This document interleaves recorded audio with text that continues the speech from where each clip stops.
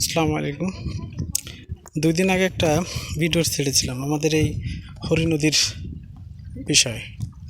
সেই হরি নদীর আজকে এই দেখুন দূরে দেখা যাচ্ছে নদী উপছে, অর্থাৎ নদী এত সংকীর্ণ হওয়াতে নদীতে জ্বর আসার পরে যে পানি নদীতে ধরার জায়গা নেই, সেই নদী এখন যে মাছ চাষি যারা আছে সেই সমস্ত ঘেরগুলো ডুবে যেয়ে এই অবদা তলিয়ে ভিতরে পানি ঢুকেছে।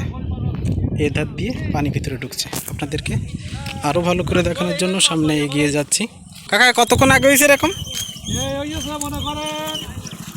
আধা ঘন্টা সর্বোচ্চ হয়নি। ও,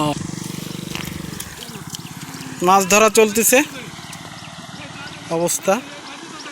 এই ঘের থেকে মাছ বের হয়ে এইভাবে রাস্তা আবার করে ভিতরের নদীতে ঢুকতেছে। এইভাবে অবস্থা হলে মাছ চাষিরা সব লস প্রজেক্ট। মাছ পাচ্ছেন? মাছ পাওয়া যাচ্ছে? আচ্ছা, ব্যাপক একটা ক্ষতির সম্মুখীন হলেন এই মাছ চাষিরা। এই হরি নদীর পানি উপচে আমাদের বিলের ভিতরে প্রবেশ করতেছে। যদি আরও এরকম হয় তাহলে এই বিলের ভিতরে যে ধান চাষি যারা আছে তারা ব্যাপক একটা ক্ষয়ক্ষতির ভিতরে পড়বে। সংশ্লিষ্ট কর্তৃপক্ষর দৃষ্টি আকর্ষণ করছি।